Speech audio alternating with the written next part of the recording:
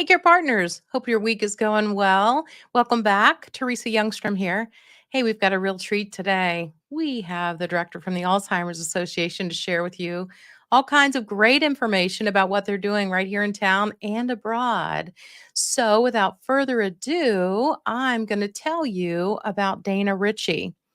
So, Dayna is a program director for the Greater Cincinnati and Miami Valley chapters of the Alzheimer's Association. Dayna is a certified dementia practitioner and unfortunately has a lot of hands on experience with Alzheimer's and other dementias. She was the caregiver for her mom, who died of Alzheimer's, and her father in law, who also passed from frontotemporal dementia. Dayna also has an MBA and has worked for 19 years with Procter Gamble prior to having to leave in order to take care of her mom. So Dayna and I have had this in common, and we've talked over the years about taking care of our moms. Welcome to the floor. Welcome to the program, Dayna Ritchey. Thank you. Thanks, Teresa. So nice to be with you today. Yeah, it's my pleasure. And thank you for being willing to come on. We want to learn a lot about the Alzheimer's Association. We talk about dementia here. So, of course, you're the perfect person to have on. And I wore my purple just because. Thanks. Yeah, I'm a huge supporter of the Alzheimer's Yeah. Association.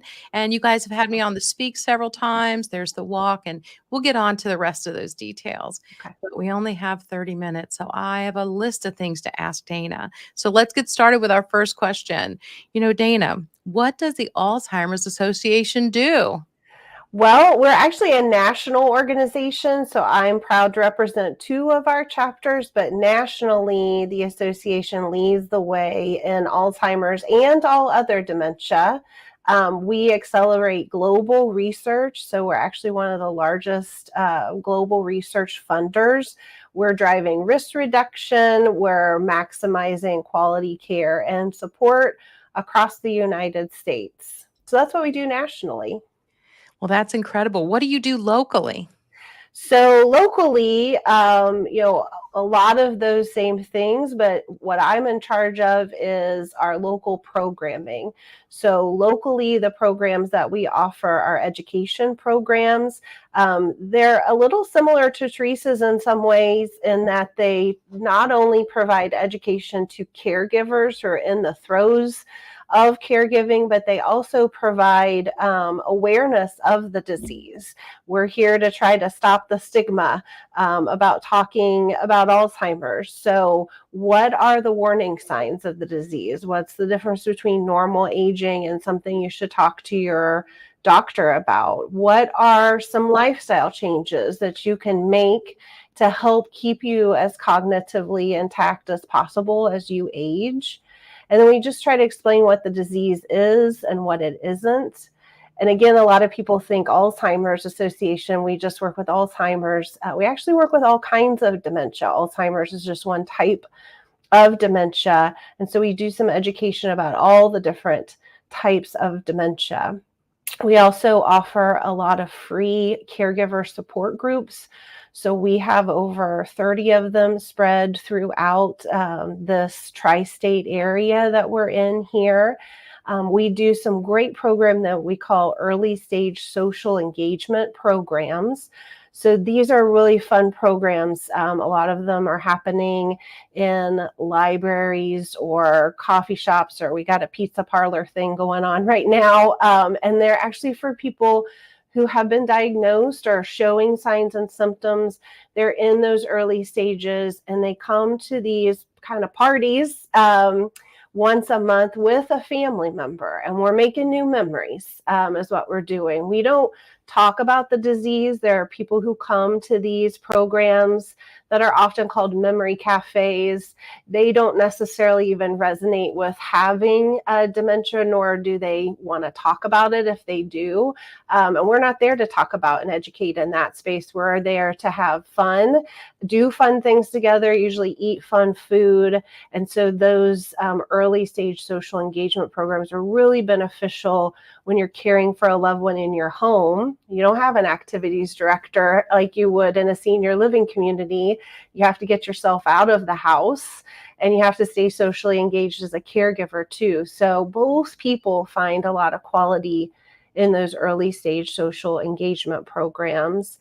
And the last piece of programming we have here The state of Ohio is very blessed to have a lot of support from our Ohio Department on Aging.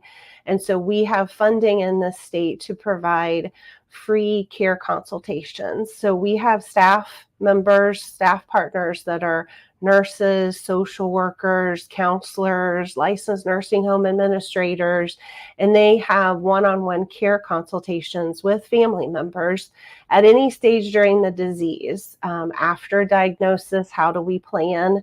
As our loved one may be becoming less independent, how do we plan?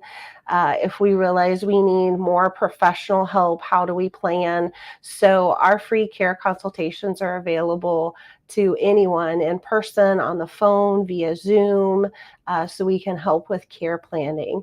So those are the four main things we do here programming locally. We're also very proud that in Cincinnati we have one of the nation's largest walks to end Alzheimer's that Teresa mentioned. So, our walks will be coming up here in the fall. The Greater Cincinnati Walk is October 5th, I think it is. Yep, Saturday, October 5th. But we have several others spread throughout Cincinnati, Batesville, Indiana, Butler, Warren County, Portsmouth, and Adams, Brown, Highland County. So we go all the way out there to those areas too for our walk to end Alzheimer's and our programming. That's incredible. And you touched on several things I just want to highlight Yeah, because I get the question when I'm doing a consultation about, when I mention the Alzheimer's Association, and they'll pause and they'll say, well, she's got frontotemporal disorder, or she's got Lewy body. And I'll say, that's okay. They still offer some great programs. yeah, And just to let people know that there's programming out there where you can bring a loved one who maybe has memory issues, but we're going to an event where they're going to be comfortable being there. Most everybody else has someone, loved one with them that has some type of a memory issue. Doesn't have to be just Alzheimer's. But yeah, we don't talk about the disease. We're there to, like you said, create memories and do enjoyable things. And you know what? Frequently, they'll sleep better if they've been out, and been active. Now, occasionally there's someone who that's just not their thing, being out and being social. Okay. But for the most part, especially early on, boy, does it make that person feel so normal, to be out with people. And we're not talking about the D word. So yeah, it's so, so great. yeah. Yeah. Well, And I and just, to your point about not everybody wants to get out and be social, we have one of those events that actually happens monthly on Zoom, and it's all focused on singing. We have a lovely leader. Some of you probably know her, Liz Archer. She does a lot in our senior communities here in Cincinnati. She's an excellent singer. She sets up a program for us once a month. She creates a theme, and we sing songs based on that theme. And so they're usually based in like the 40s, 50s, 60s era. And she goes all in. So we send out the lyrics ahead of time. We put ourselves on Zoom, so you just see lots of happy little voices, but you only hear Liz's voice. You don't hear anybody else. But when she goes all in, here's an example. One month was James Bond theme. mm, Liz is British, if you haven't met her. We pop on camera. Liz is sitting there in a sparkly sequin Bond girl dress with a full cutout of Daniel Craig. I love it. So we're not singing Mary Had a Little Lamb in that program, but music is a great way to really connect with a person when we are losing some other memories or abilities somehow, some way. We can remember, lyrics to songs that we loved when we were teenagers or we sang in church. And so that's a really good program. When you can't get out of the house, you can still join that monthly on Zoom. What a great program. And that really is educating people too of the value of music, whether we Yeah. need, just instrumental music playing in the background to help set the mood, to calm things down, to wind down for bedtime, or like you said, to create a memory. I'm learning more and more about, I'm always studying something and about music and how music has created memories. And so we'll hear a song and we'll know where we were or what happened. And so beautiful. And actually, I saw this week on YouTube, there was a video, they put a headset on a this woman had to have been, 90s, maybe even 100 years old. She had been a ballerina though. And when the music started playing to that great song that she danced to, it made her start moving her arms in the movements like she Oh, did 75 years ago. I mean, it was just incredible the yeah. way music stimulates memory in our brain and muscle memory. So Yeah. just really, really cool. Music's just received in several places. So, if the damage is here, guess what? Music is probably still a fabulous tool for your person. So I'm so excited that you guys are doing that. That is a great, great program. So, how do you raise awareness about Alzheimer's and other dementias? Yeah, we have a lot of online options for people. If you go to alz.org, you'll find lots of online community forums or, the old-fashioned kind of chat room options. We even have some online support groups. A lot of what we do here locally is through our walk, but then through two other big arms of the association. One is through our health systems partners. So I have a partner here in the organization that's working with our health systems here in Greater Cincinnati and Dayton area to try to get more education to our physicians, make them more aware of the care consultations we provide here, the other resources that we have. Some of our physicians are general practitioners, and unfortunately, physicians don't learn as much in medical school as you would think about dementia. And we have a lot of new information about dementia as well. I mean, Alzheimer's used to be, you couldn't really be diagnosed with that until you had an autopsy, and that's no longer the case. You don't have to die to be diagnosed with Alzheimer's. So, really trying to work with our health systems to get them more education and tools and awareness of the things we do so that they can recommend their family members contact us. And then the other piece we do is advocacy.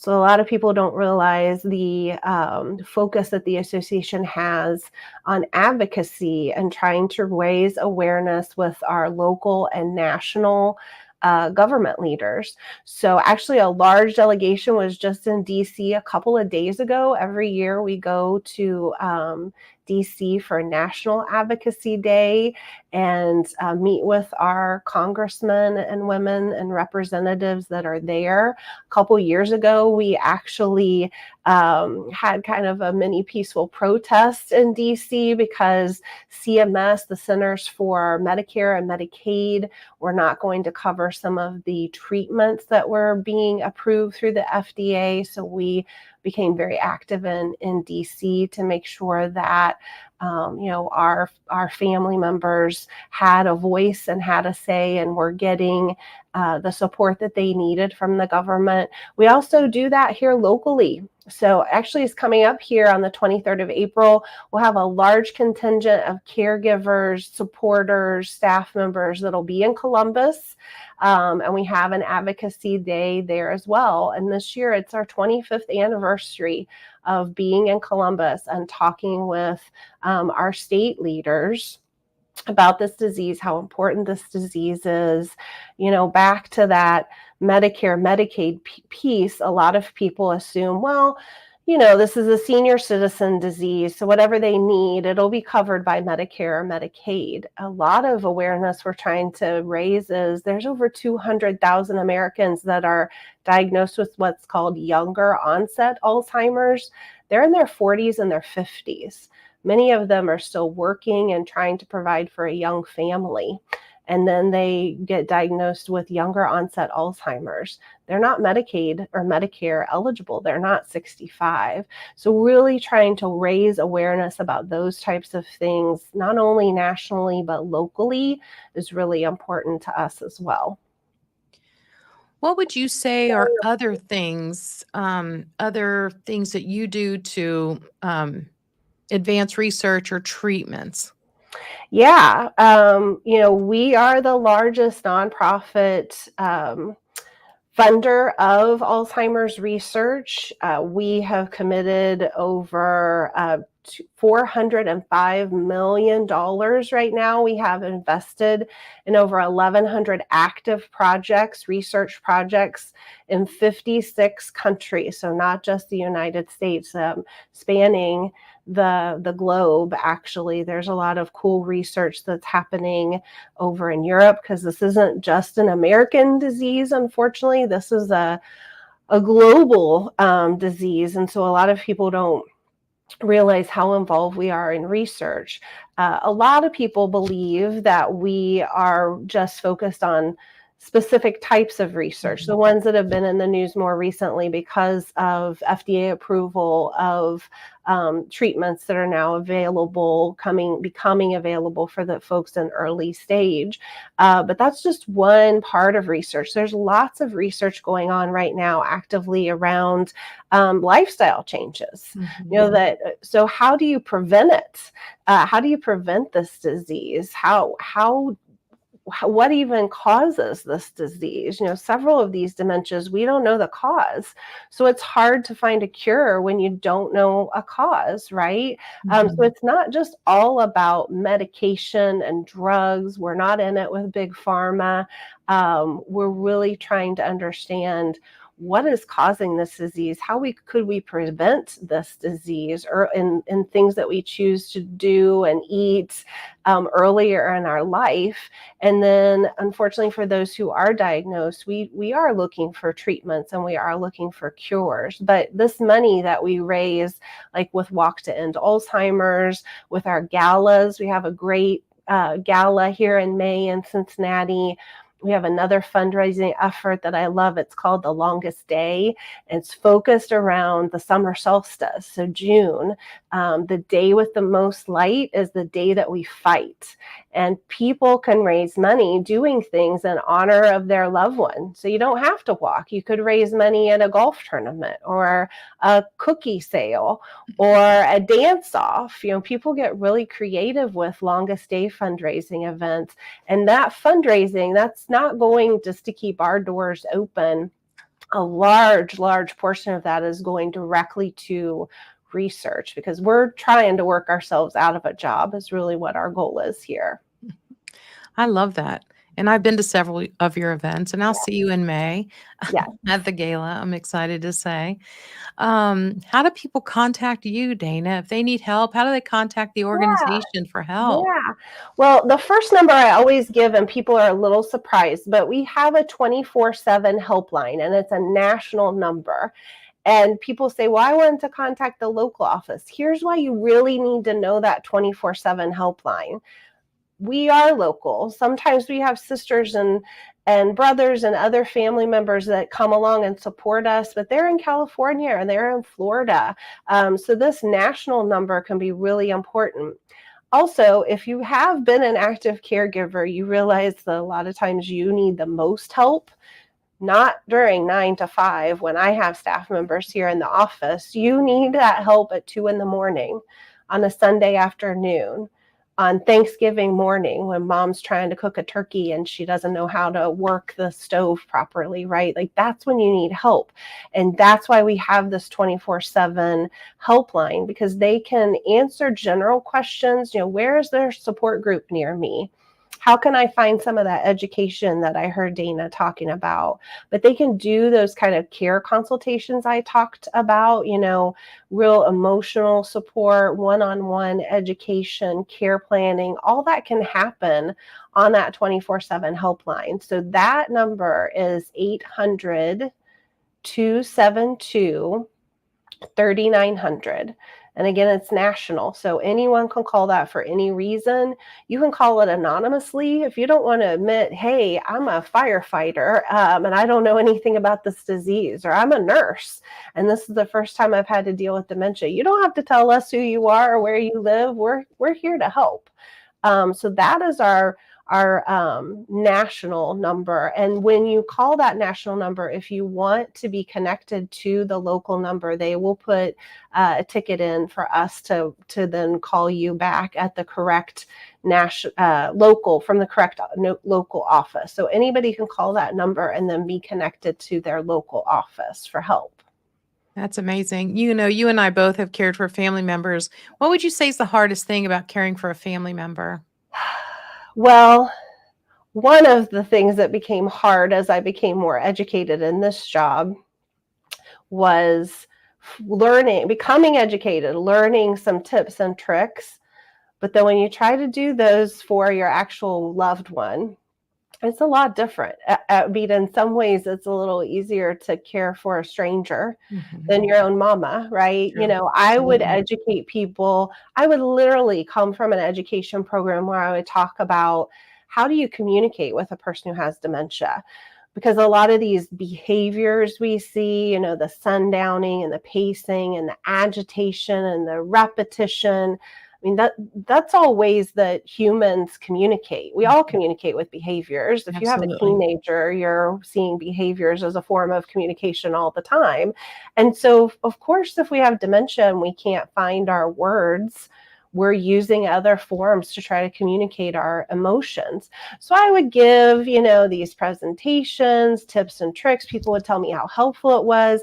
I would go have dinner with my sweet mama over at memory care, and things wouldn't go right. And in the middle, I would usually realize I'm doing all the things I just told 20 people not to do. And it's a lot harder when it's your loved one, and people just don't give themselves grace.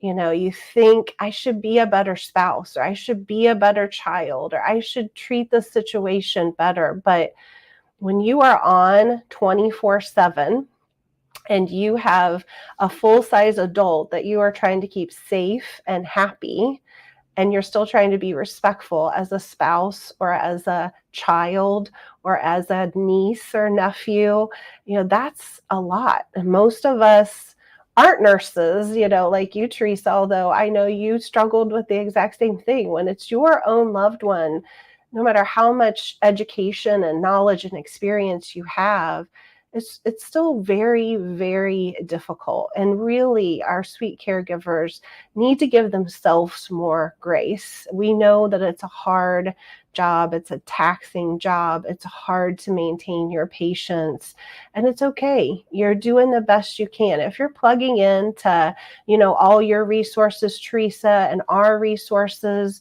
there's so many people who don't do that. And I Mhm. feel, our caregivers need to know that nobody does this perfectly. There's Mhm. no perfect caregiver, no matter how much you know about the disease and the tips and tricks on how to communicate and how to provide care. You're doing the best you can, and you're reaching out to the right resources to get some help. Yep, and I think you could teach the class, I'm sure of that, well, once you've been through it, but you're so right, it's so different with your own parent, Yeah. and we need to recognize too that that familiarity with us can make it tough. Yeah. They'll be more cordial with a stranger, so there are times when we need to throw up our hands and get a caregiver to do something, and Yeah. we're thinking, "But I can do it." Well, maybe, but maybe not. Maybe the relationship isn't just right, if the familiarity gets in the Yeah. way, so they're hardest on the people closest to them, we know that, Yeah. and, I definitely struggled with that too, but yeah, I would hear myself saying something that I just taught we shouldn't do, and I'm like, "Oh my gosh," you know?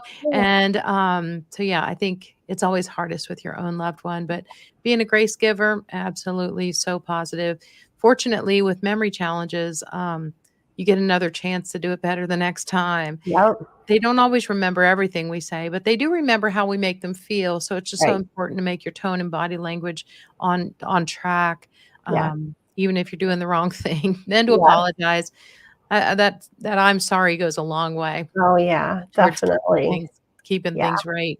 Well, I could talk to you all day about our experiences because we could share and share, and we've shared but in the past. Yeah. But how can people support the Alzheimer's Association? I don't wanna let you go until we talk Yeah. about that. Well, one of our big needs at all our chapters nationally is we need volunteers. Mhm. We could definitely use event day of volunteers or planning committee volunteers for these great fundraisers we've talked about. My area needs volunteers that are people we could train. We'll train you, but we could train you to lead a support group or to give a great education program or to help in one of those early stage social engagement programs we talked about before. A lot of the work we do is driven and led by volunteers because there's just not enough of us as staff, as people who've been impacted by the disease. There's just not enough of us to help everyone who's going through this disease today. So volunteering with us, maybe just even standing at an information table that we have at a senior event or at a professional event, but being a representative for us, making people aware, that can be a great way to help us in our cause. So we're always looking for great volunteers. And of course, you can participate in the Walk to End Alzheimer's. There are over 600 walks nationwide. So there's probably one near you, no matter where you are. Like I said, we have 5 in the greater Cincinnati area. We have 5 in the greater Dayton area. So there's definitely ways you can plug into walk. Maybe you're not a walker, or maybe you're a snowbird and you're not going to be here in Cincinnati in the fall, but that's really when you want to raise awareness and funds. Again, we have the longest day. So if you look on the longest day, that's actually a year-round fundraiser. We do focus it on the longest day of the year. But you can raise funds. That money goes all to the same place. So there's 2 ways to think about fundraising, but the funds still go to research, and the support of our chapter, so we can do more of the programming we do, and the advocacy and the health systems work and all that stuff we talked about. But yeah, you could definitely help us by participating in one of our events. Sure. And, just to clarify, is the walk 20 miles? Is it 10 miles? No, they're usually less than 2. A lot of So people it's even, doable and it's yeah, fun. totally doable. We recognize that people may be using wheelchairs, walkers. So we try to make sure that they're on stable ground, that we don't have issues with that. And some people say, I just don't want to walk, or I don't like large groups. You've been to the Cincinnati Walk, that we have hundreds and hundreds of people down there Mhm. in one day, and maybe that's just not your thing. You don't actually have to walk to have a walk team. So you can raise awareness and raise money. You can invite other people to go to those in-person events. You don't have to show up yourself if you don't want to. So you don't have to get up out of your couch if you don't want to, but you could still use your friends, your family, your social media connections. Share your story. Why is this important to me? How have I been impacted by dementia? Share your story out there. Help us stop that stigma. And you could raise money without actually leaving your home if you wanted to. Well, that's good to know. I think people are gonna have to watch this one, like, several times to get all the information down that you just shared. It was incredible, and I so Mhm. appreciate you being here. Sorry we haven't done it sooner, but we did it, and Oh, we Dana. did it. Yeah. And thank you so much for your support. Like you said, you're involved in a lot of things we do. You do a lot of education for us. We Mhm, appreciate your partnership. mhm. You're at almost all of our events. And we love the relationship we have with you and your viewers. And yeah, it took us a while, but we've been working together for quite a long time now. So we just really appreciate you and all the work that you're doing out there, because it takes a village. It takes all of us that are focused on dementia working together. We don't really have a competitor. We're all in this fight together. So Yeah. we just really appreciate you, Teresa. Sure, it's my pleasure. Well, thanks everybody for being here today. This is Memory Care with Teresa Youngstrom, and Dayna Ritchey has been our guest. I hope you'll go back and watch it several times and then share it with somebody. There's great information here, and more people need to know what is going on with the Alzheimer's Association and their reach. And you know what? We can reach them across the country. It's available. They have a 24/7 call line just for you. So be sure and like and subscribe and share. This is Teresa Youngstrom, and just keep in mind, you got this.